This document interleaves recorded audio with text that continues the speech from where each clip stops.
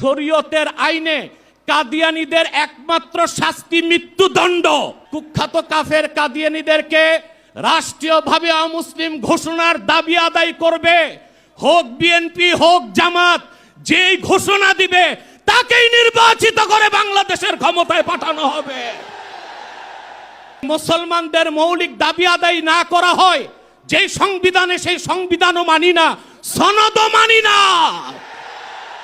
এক্ষুনি আপনাদের সামনে গুরুত্বপূর্ণ বক্তব্য পেশ করবেন তাহরিকে খতমে নবুয়ত আন্দোলন বাংলাদেশের আমির ডক্টর এনায়েতুল্লাহ আব্বাসী। ডক্টর এনায়েতুল্লাহ আব্বাসী। নাহমাদুহু ওয়া নুসাল্লি আলা রাসূলিহিল কারীম, আম্মা বাদ। সম্মানিত সভাপতি, বিদেশি মেহমানবৃন্দ এবং সম্মানিত শ্রোতাবৃন্দ, সকলকে আমার পক্ষ থেকে হৃদয় নিংড়ানো ভালোবাসা এবং শুভেচ্ছা জ্ঞাপন করছি।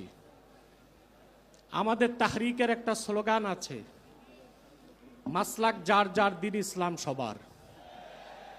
আজকে সে প্রমাণ সোহরাওয়ার্দী উদ্যানে পেয়েছেন আপনারা। আকীদা খাতমে নবুয়তের বিশ্বাস ইসলামের মৌলিক বিশ্বাস। কেউ যদি বিশ্বাস করে আল্লাহকে বিশ্বাস করি কিন্তু তিনি এক, এটা যে বিশ্বাস করবে না সে কাফের। মুহাম্মদ সাল্লাল্লাহু আলাইহি সাল্লাম আল্লাহর শেষ নবী, এ কথা যে বিশ্বাস করবে না সে কাফের। তাকে যে কাফের বলবে না সেও কাফের। আল্লাহ তাআলা তার হাবিব মুহাম্মদ সাল্লাল্লাহু আলাইহি সাল্লামকে ১৫০০ বছর আগে প্রেরণ করে নবুয়ত রেসালতের দরজা চিরতরে বন্ধ করে দিয়েছেন। ওনার পরে আজ পর্যন্ত কোনো প্রকারই নবী কিংবা রাসূল আসে নাই, এখনো নাই, কিয়ামত পর্যন্ত আসবে না। এটাই খাতমে নবুয়তের বিশ্বাস। এই বিশ্বাস ছাড়া কেউ মুসলমান হতে পারে না। আমাদের দেশে যারা প্রচলিত রাজনীতি করে তারা সেকুলার রাজনীতির দোহাই দিয়ে কাদিয়ানীদেরকে অমুসলিম ঘোষণা করতে চায় না। তাদের কাছে আমার প্রশ্ন, সেকুলার রাষ্ট্র আর গণতান্ত্রিক রাষ্ট্রের শুধু কাজ অমুসলিমদের স্বার্থ রক্ষা করা, আর দেশের প্রকৃত মালিক যে মুসলমান, যাদের ট্যাক্স আর ভ্যাটের টাকায় সরকারের মন্ত্রীদের গাড়ির পেট্রোল জ্বলে, সে মুসলমানদের মৌলিক দাবি আদায় না করা হয় যেই সংবিধানে, সেই সংবিধানও মানি না, সনদও মানি না। প্রিয় বন্ধুগণ, খাতমে নবুয়তের জিহাদ সবচেয়ে বড় জিহাদ। খাতমে নবুয়তের আন্দোলন সবচেয়ে বড় আন্দোলন। আপনারা আগেও শুনেছেন, রাসূলুল্লাহ সাল্লাল্লাহু আলাইহি সাল্লামের জামানায় 10 বছরের যুদ্ধে ইসলামের পক্ষে এবং বিপক্ষে মোট মানুষ নিহত হয়েছিল 1018 জন।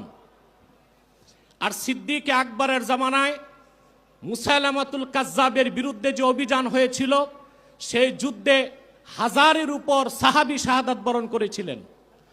যুগে যুগে মিথ্যা নবুয়তের দাবিদাররা যখনই এসেছে, উম্মতের মুসলমান তরবারি দিয়ে ফায়সালা করেছে। ইসলাম পরিপূর্ণ হওয়ার হাজার হাজার বছর পরে ইংরেজ আমলে এক শয়তান, ইংরেজদের 5 গোলাম, মির্জা গোলাম শয়তান কাদিয়ানি নবুয়ত দাবি করেছিল। তাকে আমি গোলাম আহমদ বলি না। কাফের কখনো গোলাম আহমদ হতে পারে না।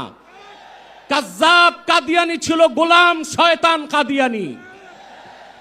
1908 সালে আল্লাহর গজবে সে ধ্বংস হয়ে জাহান্নামের কুকুর হয়েছে। তার অনুসারী কাদিয়ানিরা বাংলাদেশে এখন ব্যাপক উৎপাত করছে। আপনারা জানেন, বর্তমান সরকার দায়িত্ব নেবার পরে বাংলাদেশের বিভিন্ন জায়গায় কাদিয়ানীদের নতুন নতুন আস্তানা গড়ে তোলা হয়েছে। কাদিয়ানীদের আস্তানা পাহারার জন্য সেনাবাহিনী, পুলিশও মোতায়েন করা হয়েছে। যদি তারা সংখ্যালঘুই হয়ে থাকে তাহলে তাদেরকে সংখ্যালঘু ঘোষণা করতে সমস্যা কোথায়? এদেশে তো হিন্দু, বৌদ্ধ, খ্রিস্টান আছে। আমরা কি তাদেরকে অমুসলিম দাবি করো বলি? তারা অমুসলিম পরিচয়ে আছে। তাদের উপাসনালয়গুলোকে আমরা মসজিদ বলি না, গির্জা বলি, প্যাগোডা বলি, মন্দির বলি। কিন্তু কাদিয়ানীরা ইহুদিদের চেয়ে নিকৃষ্ট কাফের। তারা জিন্দিক। জিন্দিক বলা হয় সেই কাফেরকে যে প্রকাশ্য কাফের, নিজেকে দাবি করে মুসলিম। সেই জন্য শরীয়তের আইনে কাদিয়ানীদের একমাত্র শাস্তি মৃত্যুদণ্ড। যেহেতু বাংলাদেশ সেকুলার রাষ্ট্র, আমরা ছোট একটা দাবি করেছি, তাদেরকে অমুসলিম ঘোষণা করতে হবে। এই দাবি আপনারা কিভাবে আদায় করবেন? ঐক্যবদ্ধ হয়ে বছরে একটা কর্মসূচি দিলেই হবে না। আমি মনে করি এই ময়দান থেকে কর্মসূচি হওয়া উচিত। কুখ্যাত কাফের কাদিয়ানীদেরকে রাষ্ট্রীয়ভাবে অমুসলিম ঘোষণার দাবি আদায় করবে, হোক বিএনপি হোক জামাত, যেই ঘোষণা দিবে তাকেই নির্বাচিত করে বাংলাদেশের ক্ষমতায় পাঠানো হবে। আপনারা রাজনৈতিক দলের নেতৃবৃন্দ, ইসলামী রাজনীতির দোহাই দিয়ে যারা আন্দোলন করেন, আপনাদের কর্মসূচিতে কেন ঘোষণা দেন না সংসদে গেলে কাদিয়ানীদের অমুসলিম ঘোষণা করবেন? পশ্চিমারা খেপে যাবে। ভারতের তাবেদারি, যুক্তরাষ্ট্রের তাবেদারি করে কেউ ক্ষমতায় যেতে পারবে না। যদি যায় ক্ষমতায় টিকতেও পারবে না।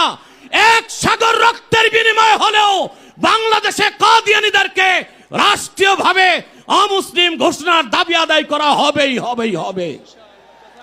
ওয়াখির দাওয়ানা আনিল হামদুলিল্লাহি রাব্বিল আলামিন।